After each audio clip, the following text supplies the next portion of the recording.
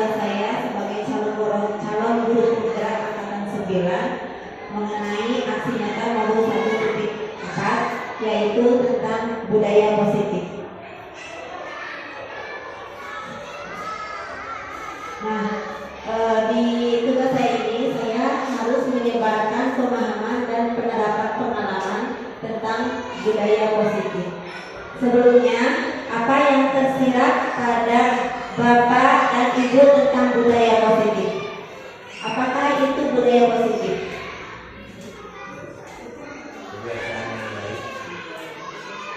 Kebiasaan yang baik. Yang lainnya?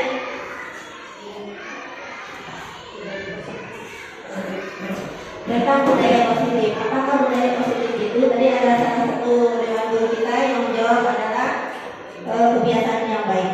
Yang lainnya, hal yang positif itu apa?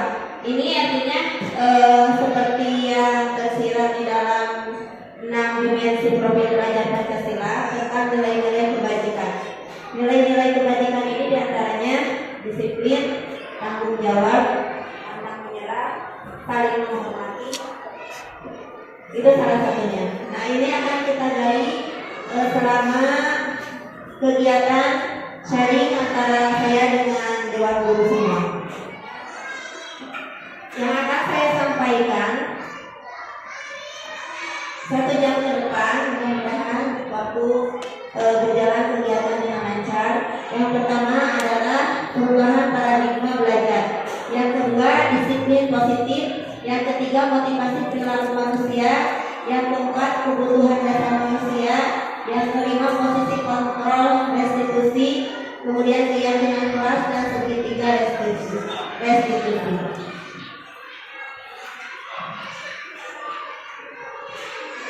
Nah, yang pertama adalah perubahan paradigma belajar. Perubahan paradigma belajar ini adalah pembelajaran yang dirancang berdasarkan prinsip berdiferensiasi sehingga peserta didik belajar sesuai kebutuhannya, berdasarkan tahap perkembangan sesuai teori psikologi modern untuk mewujudkan profil belajar Pancasila.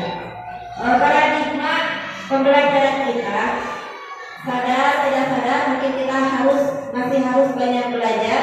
Dan kita harus mau merubah paradigma belajar kita. Biasanya kita sering menggunakan paradigma pembelajaran yang berpusat pada guru.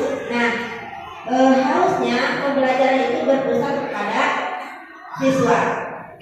Pembelajaran yang berpusat pada siswa ini yaitu kita harus memenuhi setiap kebutuhan siswa, dan siswa itu adalah individual yang berbeda.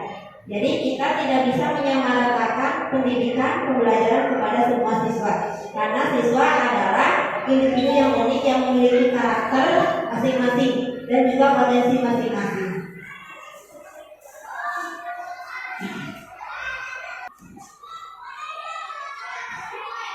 Bagaimana seorang bisa berubah dari paradigma stimulus respon kepada pendekatan teori kontrol? Stephen R. Covey, Principle Centric Leadership, mengatakan bahwa bila kita ingin membuat kemajuan perlahan, sedikit-sedikit ubahlah sikap atau perilaku Anda. Namun bila kita ingin memperbaiki cara-cara utama kita, maka kita perlu mengubah kerangka acuan kita.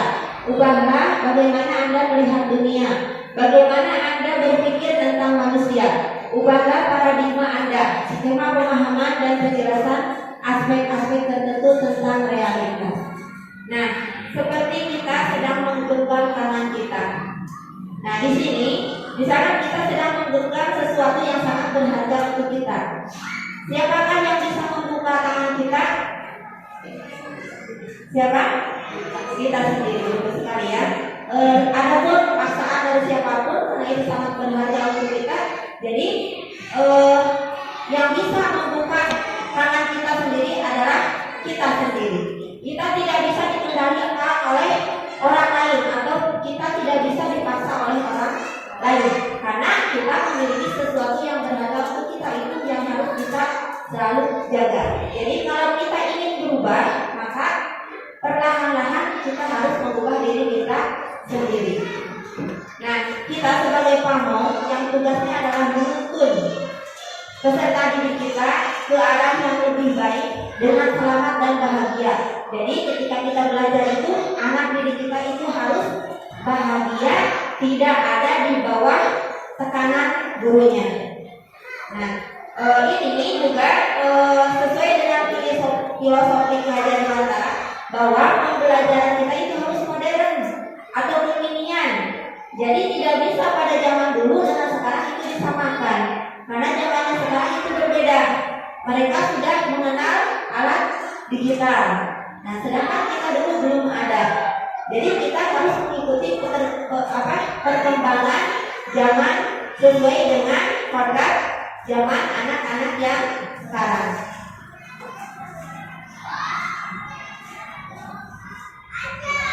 Nah, untuk mengubah hal itu, di sini Dr. William Glasser dalam kontrol teori yang kemudian kami berkembangkan dinamakan choice theory. Di sini ada guru mengontrol murid, dan ternyata itu adalah ilusi. Karena sebenarnya murid itu bisa mengontrol dirinya sendiri. Jadi ini hanya sebuah ilusi. Pada dasarnya kita tidak dapat memaksa murid untuk berbuat sesuatu jikalau murid tersebut memilih untuk tidak melakukannya. Walaupun karena guru sedang mengontrol perilaku murid, hal demikian terjadi karena murid sedang mengizinkan dirinya dikontrol. Saat itu bentuk kontrol guru menjadi kebutuhan dasar yang dipilih murid tersebut. Teori kontrol menyatakan bahwa semua perilaku memiliki tujuan, bahkan terhadap perilaku yang tidak disukai. Yang kedua, ilusi bahwa semua penguatan positif, efektif, dan bermanfaat. Dan ternyata itu semua juga hanya ilusi keinginan kita sebagai guru. Penguatan positif atau bujukan adalah bentuk-bentuk kontrol, segala usaha untuk mempengaruhi murid agar mengulangi suatu perilaku tertentu adalah suatu usaha untuk mengontrol murid tersebut dalam jangka waktu tertentu. Kemungkinan murid tersebut akan menyadarinya dan mencoba untuk menolak bujukan kita, atau bisa jadi murid tersebut menjadi tergantung pada pendapat sang guru untuk berusaha. Ketika dalam kontrol, murid mungkin akan menuruti kita, tetapi kalau misalkan kita tidak masuk sekolah atau tidak ada, murid akan kembali ke karakternya sendiri. Nah, yang ketiga, ilusi bahwa kritik dan membuat orang merasa bersalah dapat menguatkan karakter. Menggunakan kritik dan rasa bersalah untuk mengontrol murid menuju pada identitas gagal. Mereka belajar untuk merasa buruk tentang diri mereka. Mereka mengembangkan dialog diri yang negatif. Kadang-kala sulit bagi guru untuk mengidentifikasi bahwa mereka sedang melakukan perilaku ini, karena seringkali guru cukup menggunakan suara halus untuk menyampaikan pesan negatif. Jadi ketika murid kita melakukan suatu kesalahan, hal yang negatif kita masalah negatif kita ungkap kepada murid, mereka itu tidak menyukainya. Tetap saja meskipun mereka salah, kita harus menegurnya dengan cara yang halus. Kemudian ilusi bahwa orang dewasa memiliki hak untuk memaksa. Banyak orang dewasa yang percaya bahwa mereka memiliki tanggung jawab untuk membuat murid-murid berbuat hal-hal tertentu. Apapun yang dilakukan dapat diterima, membuat selama ini ada sebuah kemajuan berdasarkan sebuah pengukuran kinerja. Pada saat itu pula orang dewasa akan menyadari bahwa perilaku memaksa tidak akan efektif untuk jangka waktu panjang, dan sebuah hubungan permusuhan akan terjadi. Jika kita memaksa anak sekehendak kita, maka mungkin akan timbul di sini dendam pribadi dari anak terhadap guru, dan itu akan terekam di memori anak. Sampai mungkin ketika kita bertemu anak, kenapa anak-anak tidak bisa menyapa kita?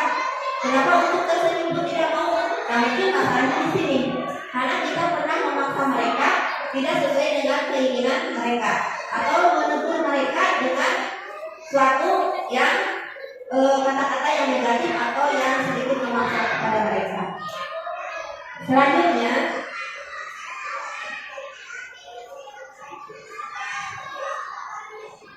kita memiliki stimulus respon atau teori kontrol. Nah, sebelumnya coba supaya lebih bersemangat,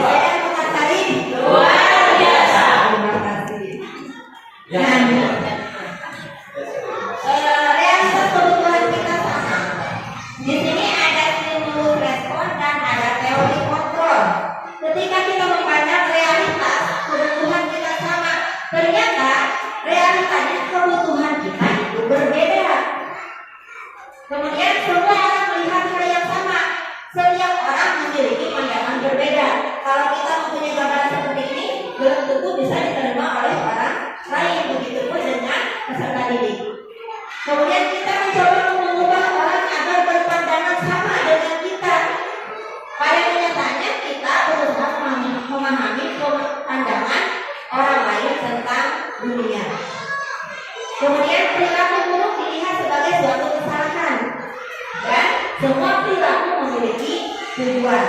Jadi jika anak melakukan sebuah sikap penyimpangan, mereka pasti akan punya alibi atau alasan kenapa mereka melakukan itu. Orang lain bisa mengontrol saya, hanya Anda yang bisa mengontrol diri Anda sendiri. Kemudian saya bisa mengontrol orang lain, Anda tidak bisa mengontrol orang lain. Karena itu tadi, mereka akan mengontrol diri mereka sendiri, tidak bisa dikendalikan oleh orang lain. Pemaksaan ada pada saat rujukan gagal. Nah, di sini kolaborasi dan konsensus menciptakan pilihan-pilihan baru. Model berpikir menang atau kalah. Mereka hanya berpikir model berpikir menang-menang. Anak-anak sekarang adalah masanya aku. Jadi terserah aku selalu benar. Nah, di sini kita harus memahami kebutuhan anak tersebut.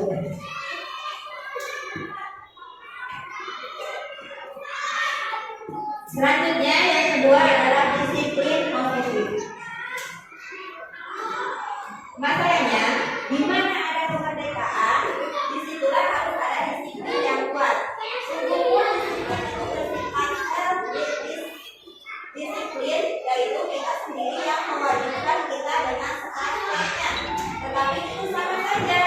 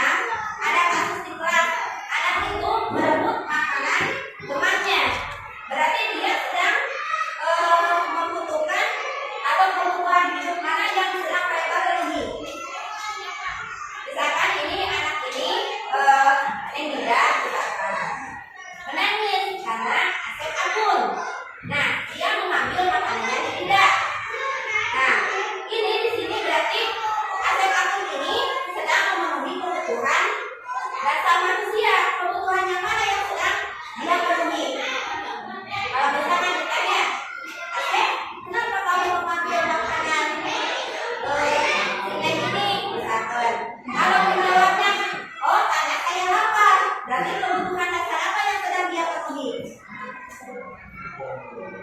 Kebutuhan bertahan hidup. Tapi kalau misalkan aku menjawabnya begini, saya suka melihat yang tidak menangis, gitu. Berarti kebutuhan dasar apa yang sedang dia penuhi? Kesenangan. Kalau bisa dia menjawab begini lagi, saya mau bebas melakukan apapun, saya ingin melakukan semua hal yang saya suka. Berarti dia sedang memenuhi kebutuhan hidup yang mana? Kebebasan, gitu ya. Jadi setiap masalah yang anak lakukan itu pasti sedang memenuhi kebutuhan dasarnya. Kalau kebutuhan biologis ini seperti rasa aman, rasa nyaman, dan ingin diterima di lingkungannya. Misalkan anak ini selalu menginginkan karena ingin diperhatikan oleh orang lain. Berarti dia sedang memenuhi kebutuhan dasar manusia, yaitu ingin diterima oleh lingkungannya, baik itu oleh gurunya maupun oleh teman-temannya. Nah, selanjutnya kebutuhan tentang kasih sayang dan rasa diterima. Ini yang sudah tadi secara tidak langsung kita sudah membahasnya. Kebutuhan untuk disayangi dan diterima meliputi kebutuhan dalam hubungan dan koneksi sosial. Kebutuhan untuk memberi dan menerima kasih sayang dan kebutuhan untuk merasa menjadi bagian dari suatu kelompok. Kebutuhan ini juga meliputi keinginan untuk tetap berhubung dengan orang lain, seperti teman, keluarga, pasangan hidup, teman kerja, binatang peliharaan, kelompok di mana dia bergabung. Misalkan, ketika seorang anak ingin mencari perhatian dari gurunya atau dari temannya, kita harus memahami, mencari faktor kenapa anak tersebut bertingkah seperti itu. Mungkin karena di rumahnya dia kurang kasih sayang dari orang tuanya, atau mungkin orang tuanya sudah tidak ada, atau orang tuanya sedang pergi bekerja di luar kota. Jadi dia mencari kebutuhan tersebut di lingkungannya. Salah satu lingkungannya yaitu lingkungan sekolah. Ya. Itu kebutuhan kasih sayang dan rasa diterima. Kemudian kebutuhan dasar kemampuan atas kemampuan. Nah, kebutuhan ini berhubungan dengan kekuatan untuk mencapai sesuatu, menjadi kompeten, menjadi terampil, diakui atas prestasi dan keterampilan. Kita didengarkan dan memiliki rasa harga diri. Kebutuhan ini meliputi keinginan untuk dianggap berharga, bisa membuat perbedaan, bisa membuat pencapaian kompeten, diakui, dihormati. Ini meliputi secara ekstrim dan keinginan untuk meninggalkan pengaruh. Misalkan ketika anak itu melakukan suatu prestasi, kita bersikap biasa-biasa saja tanpa memberi apresiasi terhadap anak tersebut, anak itu tidak akan meningkatkan prestasinya. Tapi kita coba dengan misalkan kamu menjadi misalkan menjadi ketua kelas. Nah, di situ kan ada pengakuan. Dia punya kekuasaan sebagai ketua kelas. Jadi dia butuh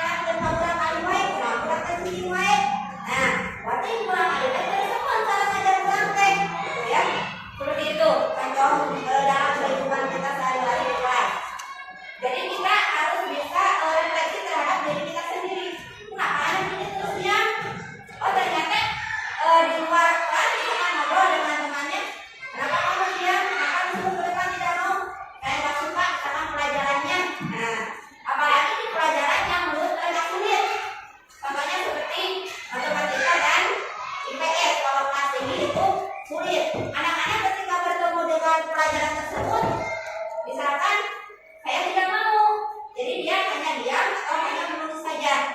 Tuh, tidak ada motivasi untuk mengikuti pembelajaran tersebut. Jadi di sini kita harus memahami apa yang mereka senangi. Kita selipkan dalam kegiatan pembelajaran kita. Tuh.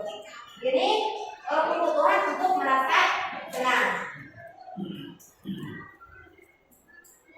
Selanjutnya, guru memiliki posisi kontrol resolusi. Nah, di sini ada posisi penghukum, pemantau, teman, merasa membuat kesalahan, atau manajer. Nah, kita refleksi. Kira-kira saya seringnya ada di posisi mana?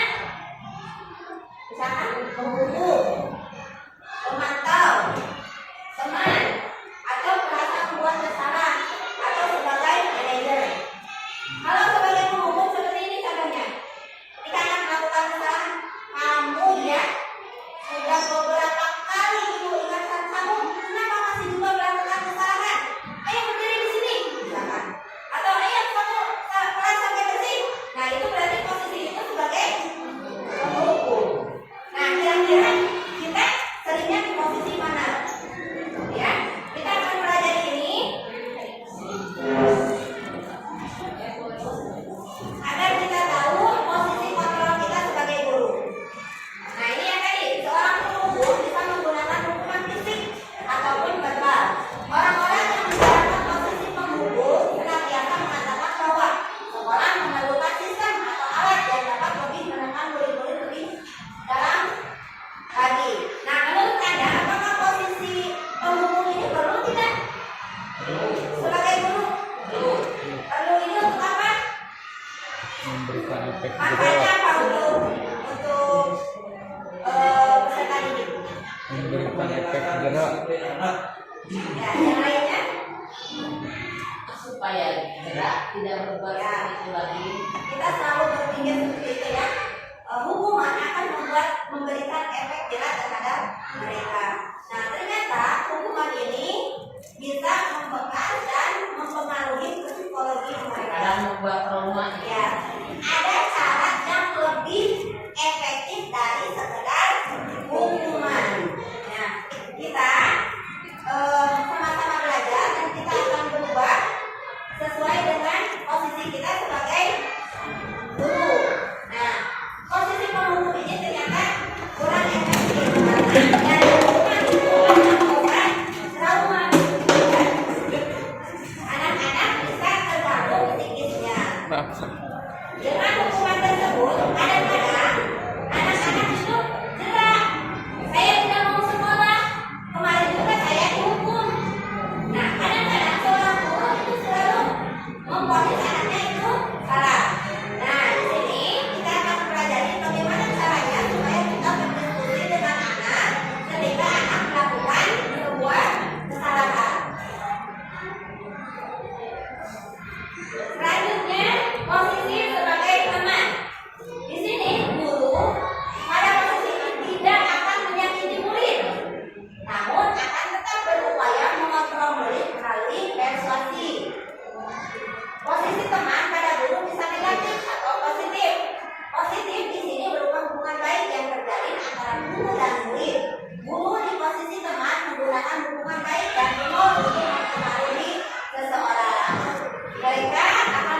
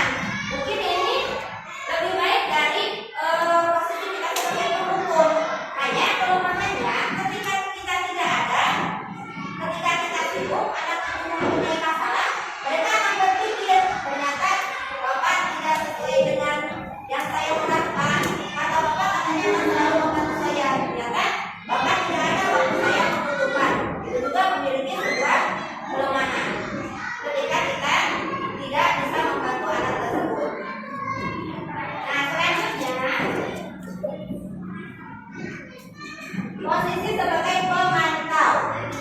Posisi ini memonitor berarti mengawasi.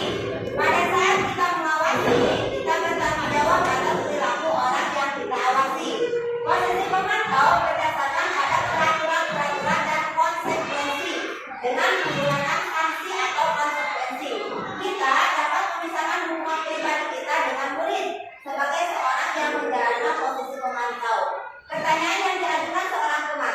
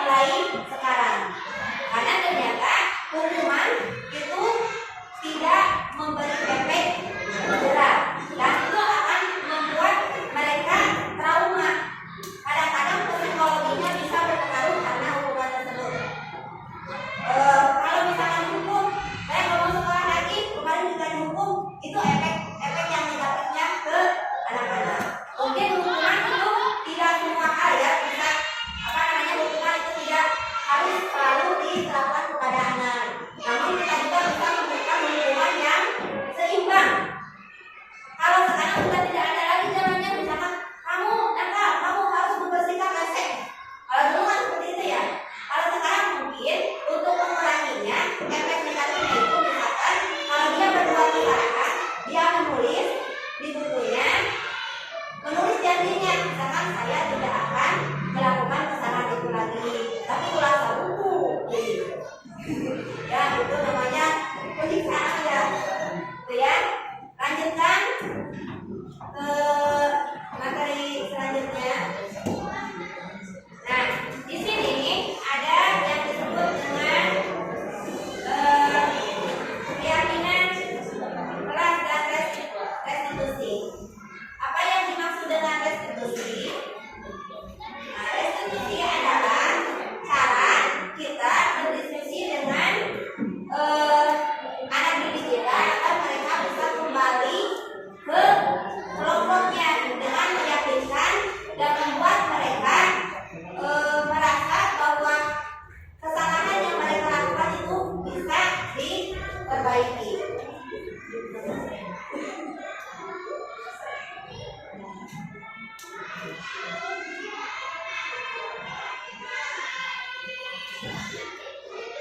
Jadi ya, yang ini dulu, ini adalah ciri restitusi. Restitusi bukan untuk menebus kesalahan, namun untuk belajar dari kesalahan. Kemudian restitusi memperbaiki hubungan. Restitusi adalah tawaran, bukan paksaan. Ini adalah untuk supaya ketika kita menemukan kasus dengan anak dengan cara restitusi, dan ini adalah ciri-cirinya. Di antaranya restitusi mencari kebutuhan dasar yang benar-benar ditinggalkan. Jadi cari dulu kenapa anak itu melakukan kesalahan, kebutuhan dasar manusia mana yang sedang dia penuhi. Kemudian restitusi diri adalah cara yang paling baik ketimbang dengan hukuman. Kemudian restitusi menguatkan. Restitusi juga fokus pada solusi. Dan restitusi mengembalikan murid yang berbuat salah pada kelompoknya. Nah, ketika kita sudah memberikan pemahaman kepada anak tersebut, kemudian anak tersebut memperbaiki kesalahannya dengan bertanggung jawab, dia bisa kembali ke kelompoknya, ke temannya dengan ada rasa percaya diri, tidak malu. Itu ya. Nah, selanjutnya kita akan ke keyakinan kelas. Nah, mungkin di sini ada yang sudah paham apa itu keyakinan kelas. Kalau dulu ada peraturan, ada tata tertib. Ya, dulu ada tata tertib, ada peraturan. Nah, sekarang kita digiring untuk ke keyakinan kelas.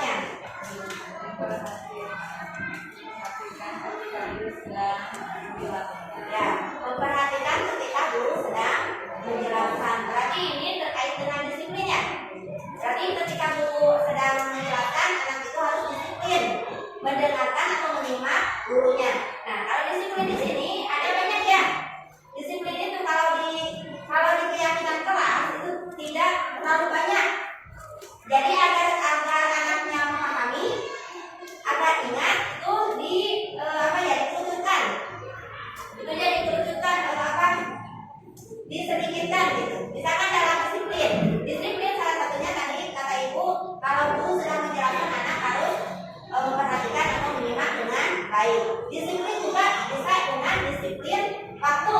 Misalkan kalau di peraturan tidak tidak boleh datang terlambat, itu bisa masuk ke disiplin. Berarti disiplinnya itu disiplin waktu. Kemudian pakaian, gimana dengan pakaian anak?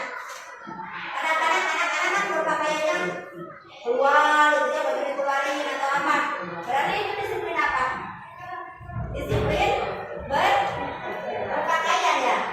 Misalkan pada hari Senin pakai baju muka, itu sudah tidak disiplin lagi. Atau hari Senin tidak memakai sepatu, itu sudah disiplin. Jadi disiplin itu ada banyak. Kita tulis saja satu, disiplin. Jadi itu sudah menyangkut disiplin waktu, disiplin berpakaian, ya. Kemudian disiplin ketika kita sedang belajar di kelas. Gitu.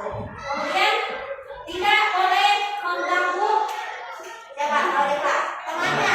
Kata tidak boleh itu dihilangkan. Itu termasuk ke disiplin. Bukan disiplin, kalau itu masuknya ke saling menghormati. Nah di sini untuk menentukan keyakinan kelas, kita ambil dulu nilai-nilai kebajikan. Nilai kebajikan tadi ya kemarin kita sudah yang sesuai dengan profil pelajar Pancasila. Di antaranya ada yang iman pasti, ya, bernalar kritis, apa? Bergotong royong, kreatif, mandiri, ya. Yang utamanya adalah berakhlak mulia. Ketika anak sudah berakhlak mulia, di sana akan ada jujur, ya, bertanggung jawab, sabar. Perlu tidak sabar di kelas? Perlu. Ketika anak-anak harus mengantri berebut masuk ke kelas, nah anak-anak di sini diajarkan untuk bersabar. Jadi kita ambil nilai-nilai kebajikan itu untuk dijadikan keyakinan kelas, ya. Contohnya tadi saling menghormati. Jadi tidak usah ditulis tidak boleh mengganggu teman. Cukup dengan saling menghormati. Jadi ketika mereka melakukan sebuah kesalahan mengganggu teman, kamu ingat kan keyakinan kelas yang sudah kita buat? Ini hati-hati ya. Ya Bu, keyakinan kelas yang mana? Menghormati teman, ya. Atau keyakinan kelas tentang disiplin. Itu salah satunya ya. Untuk keyakinan kelas ada disiplin, kemudian tadi apa? Saling menghormati, sabar, ya itu tadi ya. Ya, berakhlak mulia. Nah, selanjutnya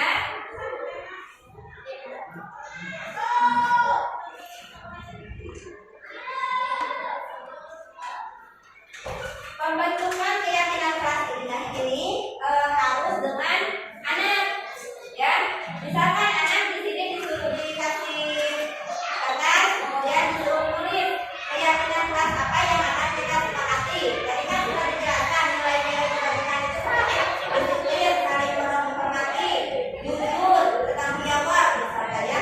Nah, anak tulis, kemudian kita tampil jawaban mana yang sama, kita ambil salah satunya. Kita buat keyakinan kelas, kemudian kita tempel di kelas. Nah, ini akan mengingatkan anak terus karena keyakinan kelas itu dibuat bersama-sama. Jadi bukan karena paksaan, tapi karena unsur intrinsik dari dalam diri anak sendiri. Ya, kalau aturan itu kita yang buat. Mereka tidak sepakat mungkin dengan aturan kita, tapi kalau keyakinan kelas itu kita buatnya bersama-sama dengan anak. Jadi mereka akan diingatkan kalau misalkan melakukan kesalahan harus mengingatkan kembali ke keyakinan kelas yang sudah kita buat bersama itu. Nah selanjutnya ini ada segitiga restitusi.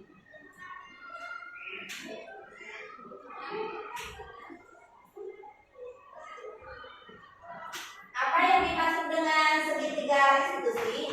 Restitusi adalah proses menciptakan kondisi bagi murid untuk memperbaiki kesalahan mereka, sehingga mereka bisa kembali pada kelompok mereka dengan karakter yang lebih kuat. Ini tadi sudah setelah kita bahas ya.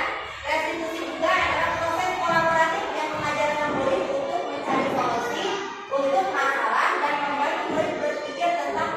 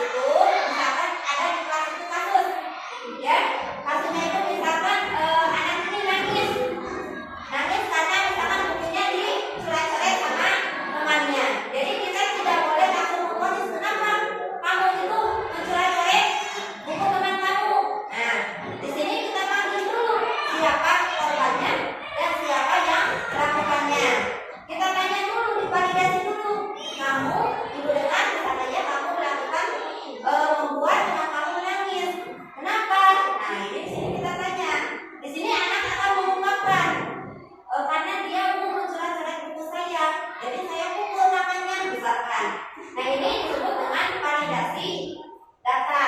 Nah, kemudian setelah identitasnya terungkap, misalkan anak tersebut membuat temannya menangis itu karena ada sebabnya, nah kita kembalikan ke yang kedua, yaitu tahapnya validasi tindakan yang salah. Di sini setelah dia mengungkapkan kesalahannya, kemudian kita tanya lagi, misalkan ibu tahu kalau misalkan ibu menjadi kamu juga, ibu akan marah kalau misalkan bukunya dicoret-coret. Namun tindakan kamu yang memukul teman kamu itu kurang baik. Nah, itu adalah validasi tindakan yang salah. Bagaimana anak supaya bisa konsekuensinya itu apa dari tindakannya tersebut? Ini adanya di keyakinan kelas. Kita tanyakan ke keyakinan kelas. Nah, setelah ditanya, misalkan anak tersebut kamu melakukan kesalahan seperti ini. Ibu juga tahu kalau misalkan ibu diganggu sama teman, ibu pasti akan melakukan hal sama. Namun itu kurang tepat. Sekarang keyakinan kelas apa yang telah kamu langgar? Misalkan tadi ada keyakinan kelas tentang saling menghormati. Nah, setelah itu ditanya konsekuensi apa? Atau kamu akan memperbaikinya dengan cara apa? Misalkan saya akan meminta maaf terhadap teman saya. Nah, itu keyakinan kelas yang ditanya di restitusi, di segitiga restitusi ini. Jadi ketika anak melakukan kesalahan itu tidak langsung divonis bahwa anak tersebut salah, ya. Mungkin materinya itu ya. Jadi kesimpulannya, untuk menanamkan budaya positif di sekolah harus ada kolaborasi yang baik antara seluruh elemen sekolah. Kita sebagai pamong, sebagai guru, sebagai penuntut untuk peserta didik kita, di manakah posisi kita itu, posisi kontrol kita itu seperti apa? Nah, kita harus sesuai dengan 6 dimensi profil pelajar Pancasila yang diharapkan oleh tujuan pembelajaran nasional kita. Sampai di sini, apakah ada pertanyaan? Silakan. Kalau tidak ada, alhamdulillah berarti semuanya sudah paham. Tentang budaya positif untuk profil Pancasila, dengan pemaparan ibu tadi mungkin semuanya sudah mengerti, hanya bukan coba ya, bagaimana peran guru penggerak itu dalam menularkan kebiasaan baik kepada guru yang lain, gitu, kepada kita semua. Bagaimana dengan cara menularkan berbagai macam karakter ya, karena guru di sini juga banyak. Jadi karakter seorang guru itu berbeda-beda. Mungkin ibu sebagai guru penggerak mengajak si guru ini, mungkin dia mau ya, tapi belum tentu kan nyampe. Nah, bagaimana? Sekali ya Bapak kita, boleh kita tutup Bapak kita ya.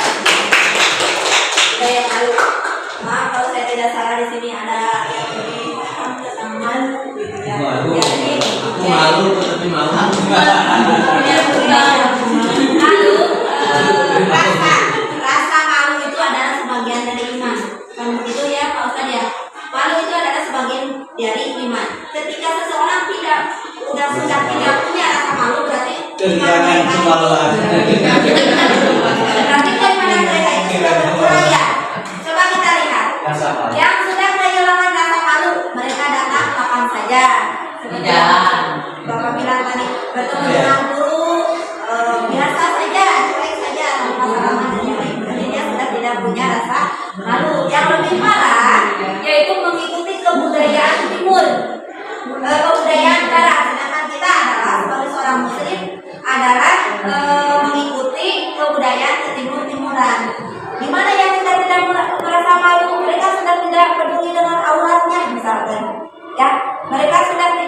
berarti mereka itu yang membuka auratnya itu sudah tidak ada rasa malu. Berarti keimanannya juga sudah ada di mana gitu.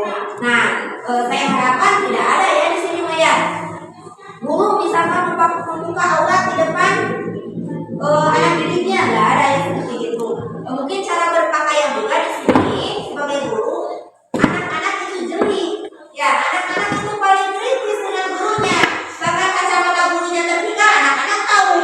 Gurunya berdadar nggak benar, anak-anak tahu ya. Nah, jadi kita tanamkan budaya malu itu terhadap diri saya sendiri. Tipsnya begini, mulai dari diri kita sendiri dan mulai dari sekarang. Kalau kita ingin berubah itu mulai dari diri sendiri. Misalkan menanamkan budaya positif di kelas kita aja dulu. Nah, setelah itu baru di lingkungan sekolah. Kemudian mulai dari sekarang. Kalau dari sekarang kita belum menerapkannya, mau kapan? Gitu ya. Mau kapan lagi? Jadi harus dari sekarang. Budaya malu itu yang seperti tadi Bapak bilang, mari kita kolaborasi bersama untuk menerapkannya terhadap anak didik kita. Malu tidak mengerjakan tugas, malu jika tidak mengucapkan salam, malu jika datang terlambat, malu jika tidak sholat, itu yang utama ya. Malu jika tidak sholat, karena kita harus menyadarkan mereka. Bagaimana caranya? Dengan memberi pemahaman dulu kepada anak-anak. Kalau anak-anak ditanya nggak paham, kita tidak memberi pemahaman, mungkin akan bertanya, saya mah nggak tahu gitu ya.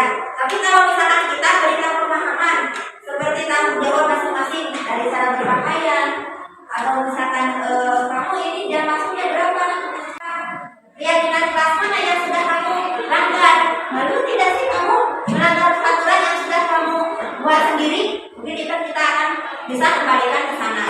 Jadi saya harapkan kita di kelas membuat dulu keyakinan kelasnya itu Pak, membuat keyakinan kelas. Salah satunya dengan caranya tadi kita minta sosialisasikan dulu sama anak nilai-nilai kebajikan. Misalnya disiplin, tanggung jawab itu, terus kemudian kita buat keyakinan kelasnya dengan cara anak menulis di kertas, kemudian tempel di depan. Nah ini misalkan, oh ini dari si A dan si B tentang disiplin, yuk kita tulis keyakinan kelas kita adalah yang pertama misalkan disiplin, yang kedua misalkan saling menghormati, tulis saling menghormati. Nah untuk lebih memudahkan anak mengingat, sebaiknya jangan terlalu banyak, ya. Jadi ada beberapa poin saja, tapi misalkan dalam disiplin itu dari satu poin itu menyangkut banyak hal. Misalkan disiplin waktu, disiplin tentang berpakaian, ya, disiplin di kelas, termasuk membuang sampah itu juga mungkin itu disiplin ya, membuang sampah pada tempatnya, gitu. Itu juga termasuk ke dalam disiplin. Mungkin itu saja Pak. Silakan yang lain yang mau menambahkan. Hanya bertanya.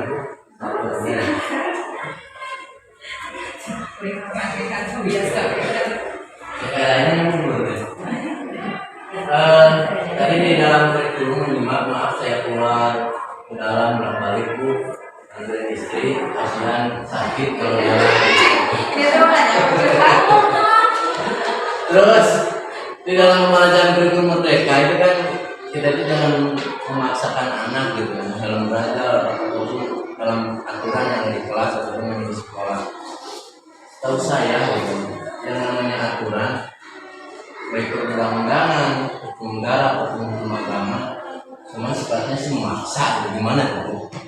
Sementara kita kan dalam kurikulum itu tidak boleh memaksa. Sementara kalau ada aturan itu, sebetulnya aturan itu adalah memaksa hukum kita. Kalau menurut saya kurikulum merdeka itu bukan aturan ya, tapi itu kebijakan dari pemerintah untuk menerapkan pembelajaran sekarang dengan kurikulum merdeka. Sebenarnya kurikulum ini sudah berjalan dari zamannya Bapak Pendidikan kita, dari zamannya Tiada Dewantara. Dia menerapkan bahwa kemerdekaan bukan berarti kebebasan semaunya, gitu ya, kebebasan semaunya. Nah bahkan Bapak Pendidikan itu memikirkan pendidikan dari zamannya dia, dari zamannya penjajahan sampai zamannya sekarang dengan satu filosofinya itu, yaitu pendidikan guru itu sebagai ibaratnya sebagai petani, gitu sini menyambut ke kurikulum merdeka juga ya. Sebagai petani, di mana petani itu memahami ilmu cara bertani. Nah, siapakah petani itu? Petani itu adalah kita sebagai guru. Nah, kemudian lahannya mana? Lahannya adalah sekolah. Nah, kita akan menanam anak tersebut dengan karakternya yang berbeda-beda. Mereka itu misalkan kalau diibaratkan benih, ada yang benih monteng, cabai, jagung, padi dan sebagainya. Nah, kita menanamnya itu, memeliharanya itu dengan jenis sesuai dengan jenis benihnya tersebut. Kemudian tidak ada petani yang mulus langsung bertanam langsung subur, tidak ada. Di sana pasti ada hama, ya Pak. Ada ulat, ada itu ada belalang, ada yang lainnya ya. Jadi kita buang hamanya itu. Contohnya kalau di anak itu apa? Misalkan anaknya itu yang jarang sekolah, malas belajar dan yang lainnya, gitu ya. Nah, di sini diterapkan kurikulum merdeka itu artinya merdeka itu mereka itu belajar sesuai dengan kodrat alamnya, dengan kodrat zamannya. Kodrat alam itu yang mana? Kodrat alam itu adalah sesuai dengan usianya dia. Misalkan anak kelas 1 usianya 7-6 tahun, bagaimana cara kita memenuhi kebutuhannya di kelas? Anak ke kelas tinggi, kita kelas 5, kelas 6, itu bagaimana? Secara kita kan tadi kebutuhan dasar manusia itu berbeda ya Pak? Ada 5. Mereka itu menginginkan kebebasan, mereka itu menginginkan kesenangan, mereka itu membutuhkan penguasaan gitu. Nah, di sini kita berikan kepada anak itu sesuai kebutuhannya, sesuai dengan kodrat alamnya. Mereka itu waktu kecil masanya masa bermain. Kenapa tidak kita sebagai guru memberikan pembelajaran dengan menyalakan suatu permainan agar mereka anak-anak itu merasa senang di kelasnya, tidak dipaksa, tidak merasa perlu aturan yang duduknya di bangkunya nggak boleh kemana-mana, apalagi ada kata tidak kok balik-balik. Itu sudah suatu pembunuhan karakter anak itu. Ketika kenapa kamu nggak bisa, kamu nggak boleh bertanya sama ibu gimana kalau anak bicara seperti itu. Dan kata gurunya harus tidak kok balik kewenang ikat, kewenang nyayo, juga kurang kali. Nah, itu sudah suatu pemerkosaan terhadap anak. Jadi kita itu masuk berikan dunia anak itu adalah dunia bermain. Kenapa tidak kita memberikan pembelajaran dengan menjadikan suatu permainan? Kemudian belajar sesuai dengan kodrat zaman. Nah, zaman nanti itu misalkan ayah PowerPoint, ayah itu kamu saya nama di sekolah teh sudah nih aku anak-anak teh tinggal itu hitungannya dan ayah semangat. Cobaan di kelas 5 misalkan bapak mau tentang video pembelajaran tentang ekosistem misalkan dunia hewan seperti apa, anak-anak pasti akan senang karena anak-anak tidak begitu sama ini. Anak-anak dalam suatu ekosistem, misalkan ekosistem darat itu ada ayam, ada domba, ada kambing, penting yang ada binatang yang mereka sudah kenal. Bagaimana dengan binatang yang belum mereka kenal? Gitu ya. Salah satu media pembelajaran yang kita gunakan adalah video. Harusnya yang real. Di mana-mana ya yang itu binatang kayak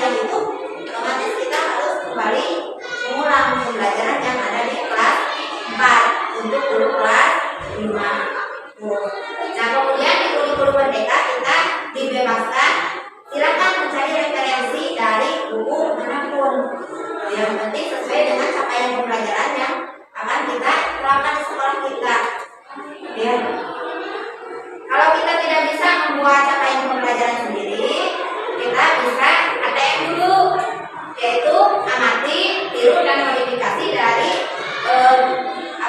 silabus atau kurikulum yang sudah dibuat oleh orang lain.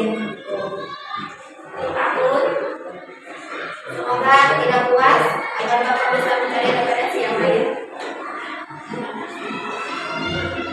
Mungkin itu sudah cukup ya Bapak Ibu. Belum?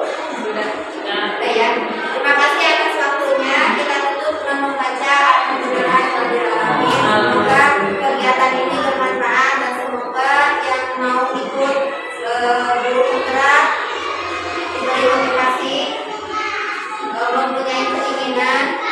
Bagi yang masih muda, yang masih diberi kesempatan untuk ikut, banyak yang mau ikut